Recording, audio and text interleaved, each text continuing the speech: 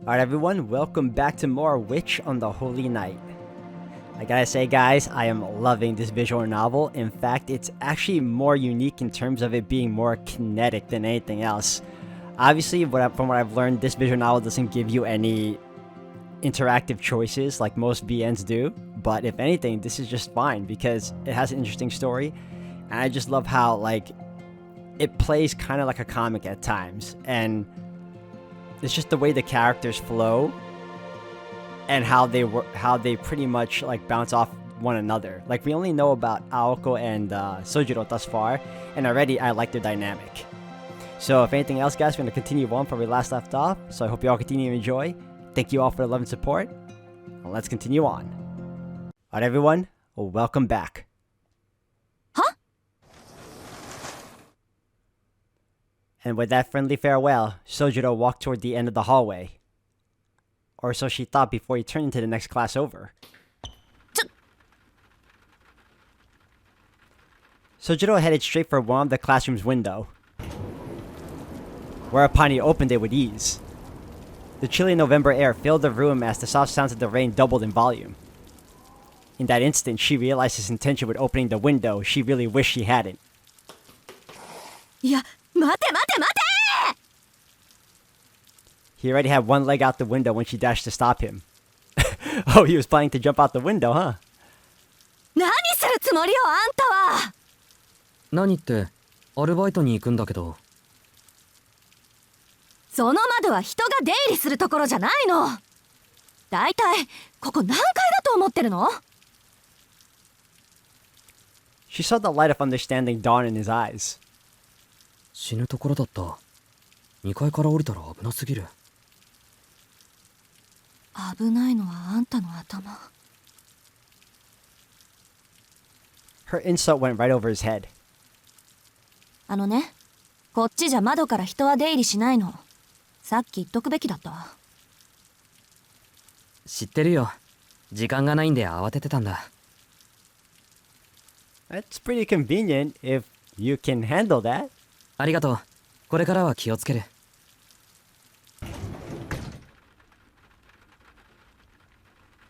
Like how doe-eyed he looks, man, and Aoko over here is just flabbergasted.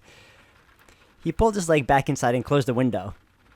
His school uniform was soaking wet from the rain. いいけど、私は別に。あなたがどこから外に出ようが関係ないもの。ただ、それより、あなた、本当に明日から学校に来るの？来るよ。不安だけど、案内してもらったし。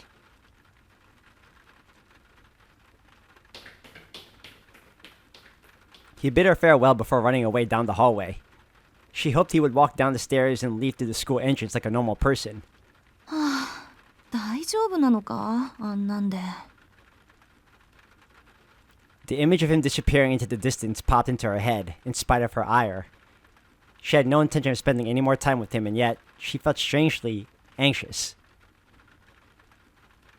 She couldn't tell if the feeling was fueled by concern or irritation. Why had she even gotten angry with this insignificant transfer student in the first place? A strange day with a strange transfer student resulting in strange emotions. Her head tilted as she reflected on what should have been a more enjoyable day than the irritating experience she just had. ま、いっか。どうせこれっきりなんだし。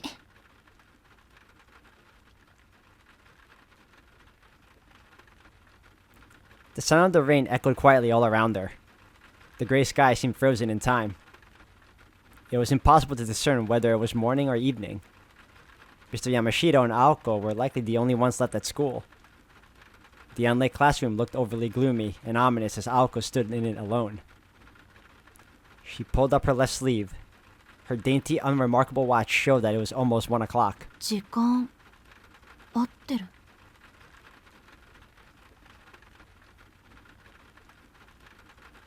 She looked out the window at the grounds below. She saw a boy in uniform running through the rain without an umbrella, a sight she must have seen before, but for whatever reason affected her far more than she wished.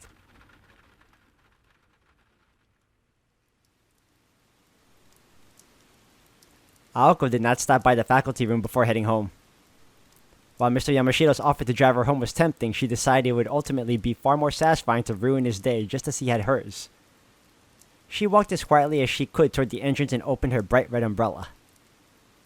As she had predicted that morning, the rain was waning in the afternoon. At this rate, it would probably cease completely in an hour or so. The distant sunshine would likely have reached her by the time she arrived home.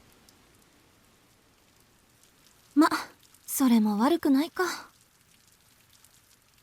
She shrugged her shoulders in resignation. She neither liked nor disliked rain, but she found herself enjoying her walk home with her red umbrella in hand. Honestly, that red pops, and I love it. The teachers at Misaki High School weren't fond of bright colors, so Aoko's red umbrella was an unusual sight. A ghost story about how the umbrella was once pure white had been making the rounds, but it featured Aoko instead of a ghost. It was with that umbrella that she made her way toward Misaki Station. The private Misaki High School got its name from the town of the same name. The area was once a sprawl of farmland and woodland, but rapid growth over the last 10 years had led to unprecedented modernization. There were some who fought to preserve Misaki's natural treasures. 残すことには賛成ですが、それでは残すだけになってしまうでしょう。 With those words, the mayor snuffed out the voices of the minority and ushered in a long-term plan for new urban development. More than enough funds for the urban development were collected, and the unassuming town of Misaki became the largest municipality of Misaki City in merely 10 years. Even though it lacked the modernity of neighboring Yashirogi, or the elegance of Misaki Hills. それも当然よね。どういじくっても、もともとが山中の宿場町だし、山ごと切り崩すって言うんなら別だけど。Urbanization had been contained to the lowlands around the station, with most of the hills and mountains still standing as they did 10 years prior. The exhaustion of funds succeeded in protecting the old Misaki where the citizens could not. It became a truly odd suburban town, welcoming an increasingly urban population with its vestiges of old country charm. Misaki High School was a private school established long before the town's current state. The original campus, built 50 years ago, was located high up in the mountains, making its current location its second incarnation. The path to the old grounds was remote, steep, and also well-trodden by animals. For these reasons, among others, Misaki High School had been shuttered until almost 20 years ago when it received a donation from a department store chain that allowed for the construction of a new campus in the city. And thus, Misaki High School reopened its doors, the old woodland campus forgotten. In fact, most of the students attending Misaki High School were not from Misaki at all. The hardy rustic people of this country town preferred prefectural schools to private ones. Truth be told, Aoko herself was one of them. All she had wanted after junior high was to move to Tokyo, where she hoped to spend her days enjoying live music on her way to entering a public university. But her hopes were dashed with her sister's departure, so here she was, walking alone in town with only a red umbrella to keep her company on what should have been a day off. 思い返してみると、私の人生ってなんか災難続きっぽい。Her frustration evaporated into the cold December air.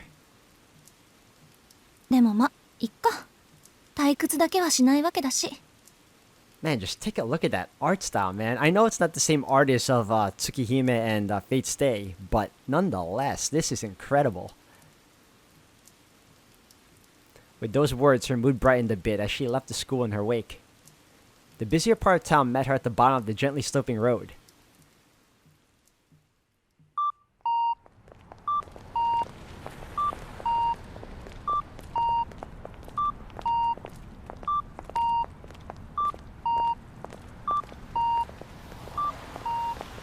Misaki's train station was brand new.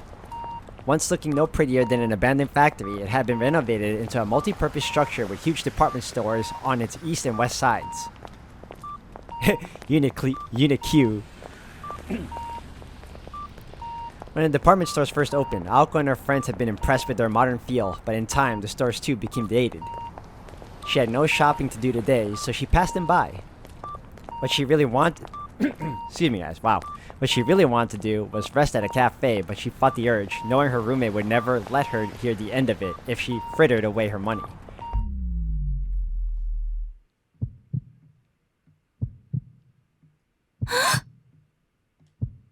She looked back and blinked. For just a moment, she could have sworn she had seen someone suspicious in a red dress out of the corner of her eye.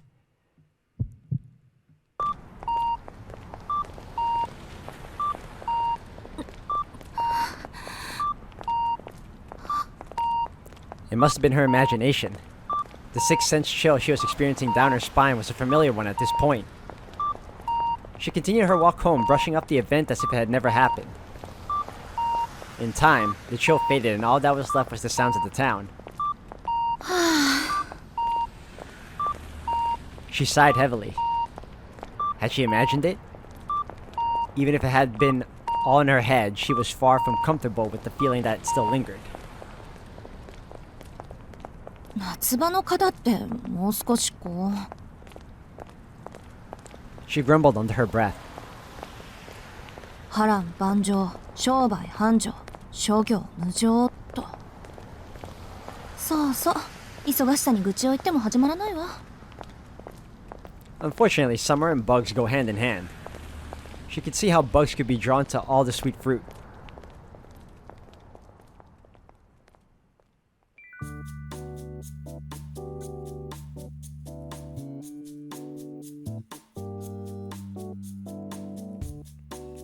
Rank with grease and heat, the kitchen was closed for the time being. The lunch rush had come and gone. But one last battle remained: dinner time. Only after the evening chaos could the kitchen crew remove their white armor and call it a day. In the midst of the war zone was a lone newcomer. これ着るんですか? His voice was uneasy, betraying how new he was. 気持ちはわかる。俺もどうかと思うけど、店長の言うことだから、もう笑顔で乗り越えてくれ。これも商店街の明日のためなんだとよ。本気で申し訳ないんだが、雨も止んだし、なんとか行ってきてくれないか。無事帰ってきたら晩飯おごってやっから。His bright orange co-worker clasped his hands together as if to beg for forgiveness as he saddled him with this unreasonable task.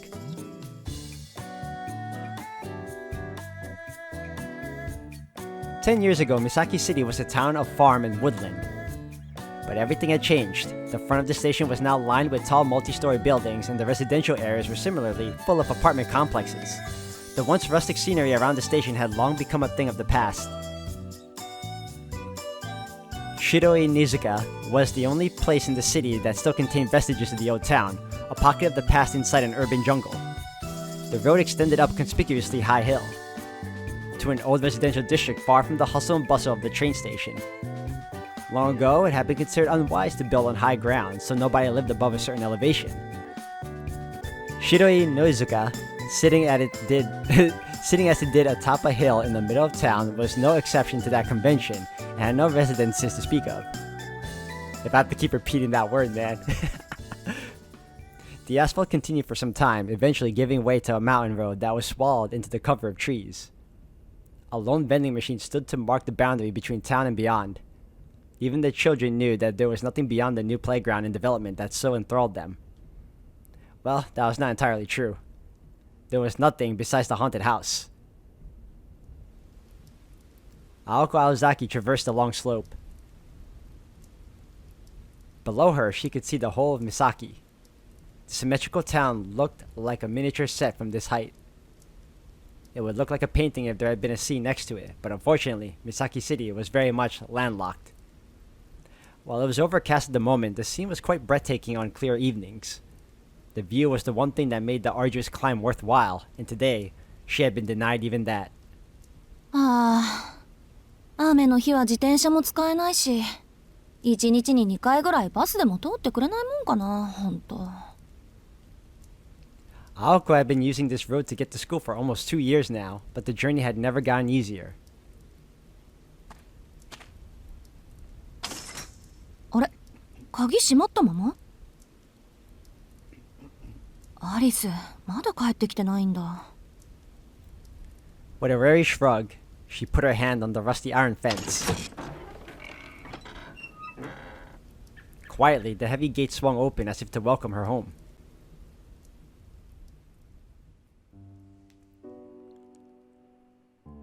There sits atop that hill, a haunted house. That is how the story much shared around town used to begin. But fresh rumors about the house had sprung to life almost as fast as the town's modernization.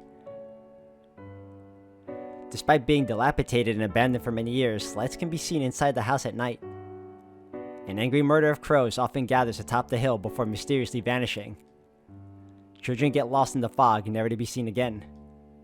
Late at night, a shrieking sound can be heard all the way to town. This particular piece of slander was the one Aoko wished to discredit the most. The final rumor was of an eye-catching luxury car that sometimes made its way up and down the hill. The rumors spread and grew by the day. And while they grew, the house that everyone thought had rotted away was restored over the recent years. Deep in a wood on top of a hill no one dared to approach. Like a ruin shrouded from a view even on the brightest of days, stood a relic out of time, a building from a fairy tale. The house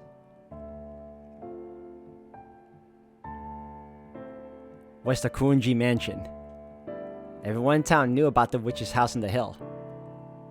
The unabashedly haunted house where Aoko Aozaki resided for reasons unknown. Needless to say, it was not really haunted.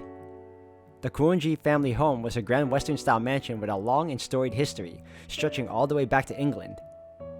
It was too small to be a dormitory, yet too big to be called a house. The main building contained as many as 3 normal houses worth of rooms and was surrounded by a large all-encompassing courtyard. The perimeter of the grounds was surrounded by a high iron fence covered in thorny vines. There was also an annex to the main building. Given such extravagance, it was no wonder that it inspired rumors. To the town residents, the mere existence of such a lavish and out-of-place mansion on top of the hill was a cause for suspicion. Rumors, lies, and slander were the prices to be paid for fame. With only 2 lodgers, it was hard to disagree with the perception that vampires must be living here. ま、私はともかく、アリスはそういうのやりかねないし。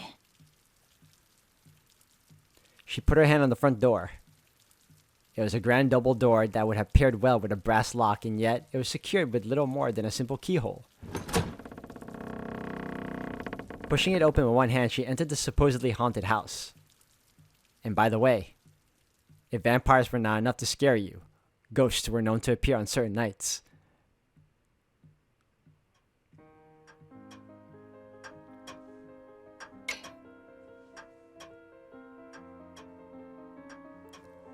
Much like the weather outside, the foyer was overcast with shades of gray. Perhaps by deliberate design, the architect had chosen not to include any lights in the entrance area. The ceiling was 2 floors high. The only light in the room came from the skylight. It was particularly gloomy on rainy days. On moonless nights, it was like the world itself ceased to be. Aoko decided the drawing room to the east would be a good place to rest, but knowing that she would not be able to relax until she changed clothes, she started up the stairs. The stairs curled up the wall to the 2nd floor hall. There was a 3rd floor attic as well, accessible from the far end of the hall. She had never set foot in there in the 2 years she had lived here. The Kuonji mansion was more or less divided into 2 wings, east and west. Aoko had been given the entire east wing, but 2 rooms were more than enough as far as she was concerned. She had no desire to open a door that would trap you in a storybook world or lead to an attic that had only been used for storage these last 5 years.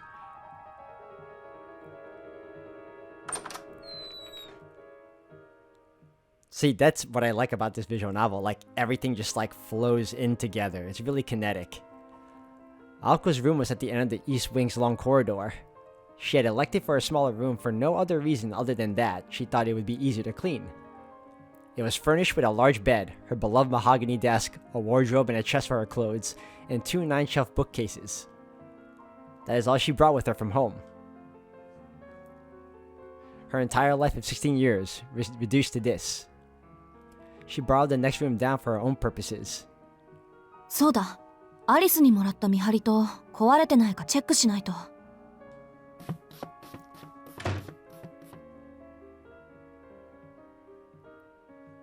She needed to see if the project she had been working on all night had borne fruit. The study next door served as proof of the life she had been living for the last year and how different that life was from the one she had lived before. It was not a room for the person she had been. It was a room for the person she would eventually become. a place of solitude that only she could enter, or so she thought. うわ、壊れてるどころか跡形もなく消え去ってる。やっぱ自己流アレンジはまだ早かったか。いいわよ、笑いなさいよ、コマ撮り。The nosy neighbor that had intruded upon her sanctuary flew away. While not exceptionally talented, Aoko did not lack for effort and was not afraid at all. She was not afraid to fail. One could have almost mistaken her approach for optimism.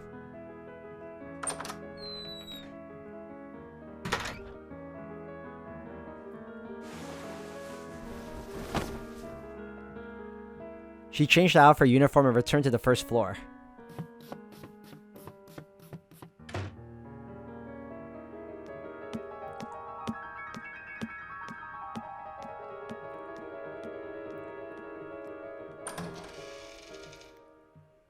Down the stairs, she opened the door to the east wing into the corridor as dark as a cellar.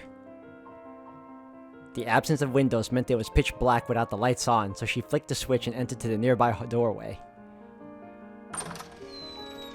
Man, this place is huge. 電気のない生活か。想像したくないな。It had been her idea to update the drawing room. The walls were decorated with extravagant patterns, and around the room were large, majestic sofas and a luxurious Persian rug. Amidst it all was a 30-inch television that seemed completely out of place. It stood looking over the other furniture like the emperor with no clothes. The mansion's owner would have rather done without it, but to a commoner like Aoko, it was an essential commodity. They had fought over its presence at first, but eventually came to an agreement and now mutually enjoyed this modern comfort. なんだ、人のことは言えないか。うちも案外時代錯誤な家だった。Now in a somewhat pleasant mood, she decided to brew some tea. She boiled some water in the kitchen, prepared a teapot, and made herself some black tea.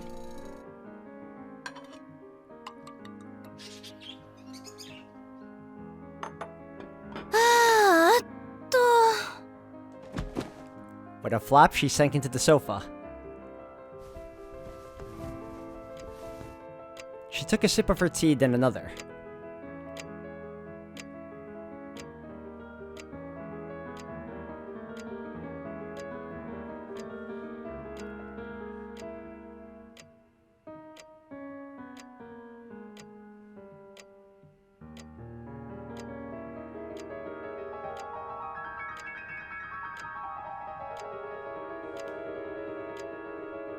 I'm just enjoying the music right now, guys. The ambiance is incredible. Lulled by the ticking of the clock, she took a third sip as she pondered how to spend her afternoon. The sofa almost seemed to be inviting her, and she sunk even further into its comforting embrace. Aoko blearily opened her eyes as she lifted her body up from the cushions.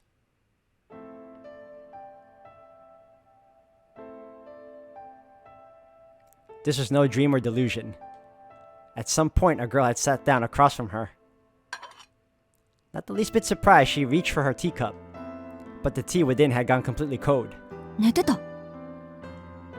She asked the question to the girl on the other side of the table. ええ。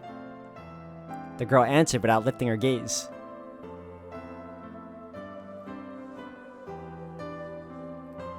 When silent, she could have been mistaken for a beautiful doll.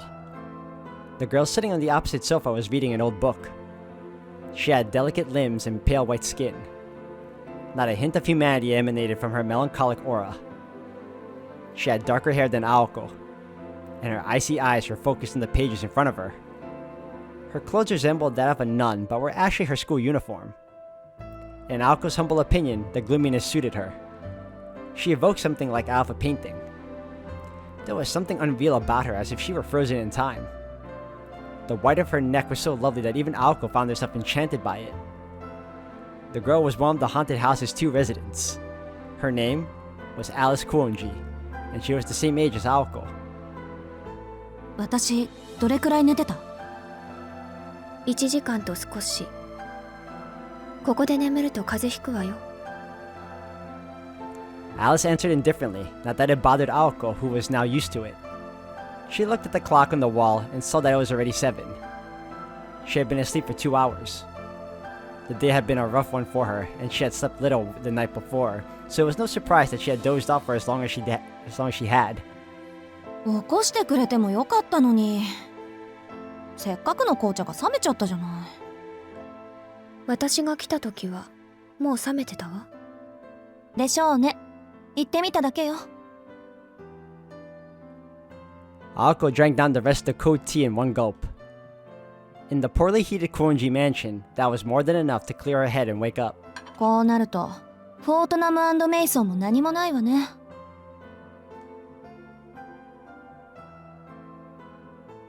おかえり、アリス。玉の贅沢もあんた抜きじゃ閉まらないってことかしら。Man, it's cool because I always wanted to know how they would sound when they were voiced. Now I know how Aoko sounds, and I now get to hear how Alice also comes off, and both voice actresses make the characters work really well. Like they sound exactly as they would have in my head when I was first reading it. When I was like partially translated at the time. 今日は薬日か天中殺か。ちょっと早いけど、お参りってのも十分ありかもね。Aoko shrugged her shoulders as if resigning herself to her fate. それで何があったの？ After 2 years together, they knew each other quite well. Aoko had one way of asking questions, and Alice had another. Alice asked without raising her head, and Aoko gave her the details. まず謝らなくちゃいけない。昨日徹夜で完成させた例のあれ、意味がなくなっちゃったのよ。ちょっと目を離した隙に沸騰しすぎて壊れちゃったみたい。そうならないよう循環のコードを 2,3 本外したり縫合したりしたんだけど。Aoko tried to laugh it off as if it was someone else's problem. どういうこと？今朝休養が入って学校に呼び出し受けたの。